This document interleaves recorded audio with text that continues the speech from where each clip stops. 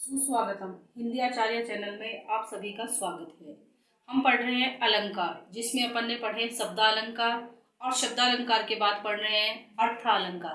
अर्थालंकार में अपन उपमा अलंकार और रूपक अलंकार पढ़ चुके हैं। आज तीसरा अलंकार पढ़ रहे हैं, जिसका नाम है उत्प्रेक्षा अलंकार। अब अपन देखेंगे कि उत्प्रेक्षा अलंकार कहते किसे हैं। जहां उपमेय और उपमान में भेद होते हुए भी उपमेय में उपमान की संभावना व्यक्त की जाए, वहां उत्प्रेक्षा अलंकार होता है। यानी उपमेय और उपमान में भेद है, लेकिन फिर भी संभावना व्यक्त की जाएगी उपमेय में उपमान की, वहां आपका उत्प्रेक्षा अलंकार होगा। उत्प्रेक्षा अलंकार को पहचानने के लिए इसके कुछ वाचक शब्द हैं, जिन्हें हमें ध्यान रखना होगा। वाचक शब्द है मनु मानो, जनु जानो, ज्यों मनहु।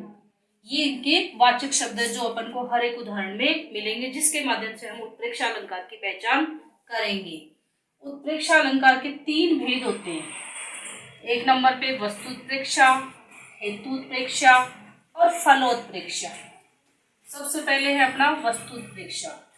अब जैसा इसका नाम है उसी के अनुसार, जहां एक वस्तु अर्थात उपमेय में दूसरी वस्तु अर्थात उपमान की, यानी उपमेय में उपमान की संभावना की जाए, वहां वस्तु उत्प्रेक्षा अलंकार होता है। उदाहरण अपने पास, सोहत ओढ़े पीत पट। पीत यानी पीले, पट यानी वस्त्र, ओढ़े यानी ओढ़ना, पहने हुए। श्याम सलोने गात, श्याम यानी श्री कृष्ण के लिए आए, गात यानी उनके अंग, सलोने यानी सुंदर लग रहे हैं। मानो, मानो क्या आया अपने पास, यहाँ वाचक शब्द आया। तो अपन यहाँ पहचान करेंगे कि उत्प्रेक्षा अलंकार तो है ही, और साथ ही एक वस्तु की दूसरे वस्तु में संभावना व्यक्त की जा रही है, इसलिए वस्तु उत्प्रेक्षा होगा। तो क्या दिया आगे, मानो नील मणि शैल पर, यानी पर्वत पर ऐसा लग रहा है जैसे नीले रंग की मणि रखी हुई। आतप प्रयोग प्रभात, और उस पर सूर्य का जो सूर्य की जो किरणें हैं वो उस पर गिरी हो और वो चमक रहा हो। इस प्रकार से उपमेय में उपमान की संभावना, एक वस्तु में दूसरे वस्तु की संभावना व्यक्त करके फलोत्प्रेक्षा अलंकार दिया गया है। अब है आपका हेतुत्प्रेक्षा अलंकार। जहां अहेतु में हेतु की संभावना, यानी कारण नहीं है फिर भी कारण बनाया जा रहा है, संभावना व्यक्त की जाएगी, वहां हेतुत्प्रेक्षा अलंकार होता है। या फिर इसकी दूसरी परिभाषा बना सकते हैं, जो जिसका कारण न हो और उसे बलपूर्वक कारण या हेतु मान लिया जाए, वहां हेतुत्प्रेक्षा अलंकार होता है। उदाहरण अपने पास, मानो कठिन आंगन चली ताते राते पाए। अब यहाँ अपन देख रहे हैं कि मानो तो आ गया, तो उत्प्रेक्षा तो होना ही है। अब उत्प्रेक्षा में भी अहेतु में हेतु की संभावना, तो कठिन आंगन पर चली, ऐसा लग रहा है कि सुंदर स्त्री जो है उसके पांव लाल हो रहे हैं, और ऐसा लग रहा है कि आंगन जो है वो भी क्या बन चुका है, कठोर बन चुका है, जिसके कारण उसके पैर जो है वो लाल हो गए हैं। तो इस प्रकार से बिना कारण के कारण बनाया जा रहा है बलपूर्वक, इसलिए यहाँ हेतु उत्प्रेक्षा अलंकार होगा। उत्प्रेक्षा का तीसरा भेद है फलोत्प्रेक्षा।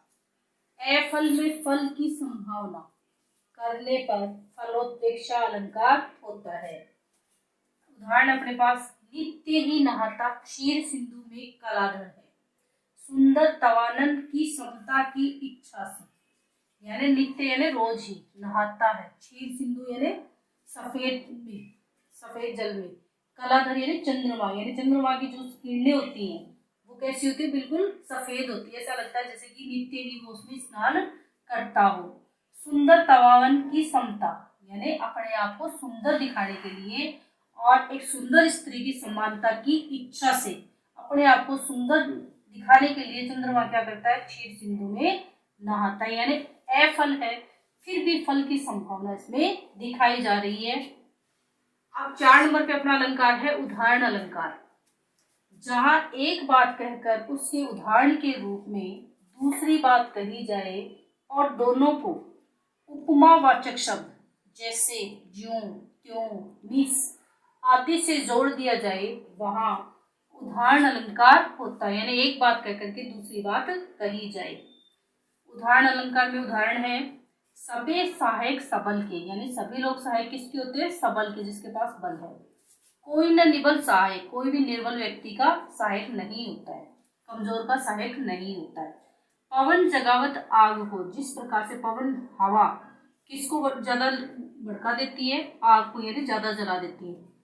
ज्यों दीपक दीप ही देत बुझाए, लेकिन वही हवा क्या करती है? निबल, निबल यानी निर्बल दीपक को अपनी हवा से बुझा देती है। यानी एक बात कहकर के दूसरी बात कही गई है, इसलिए उदाहरण अलंकार का उदाहरण है। पांचवा है अपने पास विरोधाभास अलंकार। जहां पर विरोध न होने पर भी विरोध की प्रतीति, प्रतीति का अर्थ है आभास, अर्थात कवि शब्दार्थ की योजना इस प्रकार करता है कि सुनते ही पदार्थों में विरोध प्रतीत होने लगता है, यानी विरोध का आभास होने लगता है, किंतु अर्थ स्पष्ट होते ही विरोध शांत हो जाता है। वहां विरोधाभास अलंकार होता है, यानी एक बार देखते तो हमें ऐसा लगता है जैसे कि उसमें विरोध है, लेकिन जब हम उसके अर्थ करते हैं, व्याख्या करते हैं, तो उसके बाद उसका जो विरोध है वो शांत हो जाता है। वहां विरोधाभास अलंकार होता है। जैसे अपने पास उदाहरण है सुधि आए सुधि जाए, दोनों शब्द एक जैसे दिख रहे हैं, लेकिन जब हम इसका अर्थ करेंगे तो इसका अर्थ करने पर इसका विरोध शांत हो जाएगा। तो जब किसी की याद आती है तो व्यक्ति अपनी सुध-बुध खो देता है। इस प्रकार से विरोधाभास अलंकार का उदाहरण है। अभी तक अपन ने जो अलंकार पढ़े वो थे कक्षा 12 के सिलेबस के अलंकार। अब अपन पढ़ रहे हैं अन्य महत्वपूर्ण अलंकार, जो कि हमें व्याख्या के विशेष लिखने में भी काम में आते हैं, या फिर कहीं भी अपन से ये प्रश्न पूछे जा सकते हैं। पुनरुक्ति प्रकाश अलंकार। इस अलंकार में एक जैसे शब्दों की आवृत्ति होती है, यानी बार बार आते हैं, और उनका एक ही अर्थ भी निकलता है, यानी शब्द एक जैसे होंगे और अर्थ भी एक जैसा ही होगा। जैसे कई बार अपन देखते हैं जल्दी जल्दी, बार बार, अपना अपना, ये वाक्य में दिए हुए होते हैं, तो यहाँ पुनरुक्ति प्रकाश अलंकार होता है। मानवीकरण अलंकार। इस अलंकार में प्रकृति, प्रकृति आपकी नदियां है, पहाड़ है, पेड़ पौधे हैं, बादल है, सब प्रकृति में आते हैं। मानव जैसी क्रियाएं करती हुई दिखाई देती है, वहां मानवीकरण अलंकार होगा, यानी प्रकृति मानव जैसी क्रियाएं करती हुई दिखेगी। जैसे बादल आए बड़े, बन ठन के सवर के, यानी बादल एक व्यक्ति की तरह बन ठन के सवर के आ रहे हैं। यहाँ प्रकृति पर, प्रकृति को मानव के समान बताया गया है, इसलिए यहाँ मानवीकरण अलंकार है। अतिशयोक्ति अलंकार। इस अलंकार में किसी भी बात का बढ़ा चढ़ा कर वर्णन किया जाता है। जैसे गुलाब की पत्ती से खरोंच लगना, तो क्या गुलाब की पत्ती से खरोंच लग सकती है? तो बहुत ज्यादा इस बात को बढ़ा दिया गया है, इसलिए यहाँ अतिशयोक्तिपूर्ण अलंकार है। इसी के साथ कक्षा 12 में जो भूषण के पद दिए गए हैं उनमें अतिशयोक्तिपूर्ण अलंकार का प्रयोग किया गया है। इस प्रकार से अपन ने अलंकार पढ़े हैं, और कक्षा 12 में 2 नंबर का प्रश्न इनसे जरूर पूछा जाता है। इसी के साथ कई कंपटीशन एग्जाम्स जो होते हैं उनमें अलंकार के प्रश्न पूछे जाते हैं। अगर आपको मेरा वीडियो पसंद आया है तो इसे लाइक कीजिए, शेयर कीजिए और मेरे चैनल को सब्सक्राइब कीजिए। धन्यवाद। जय हिंद, जय भारत।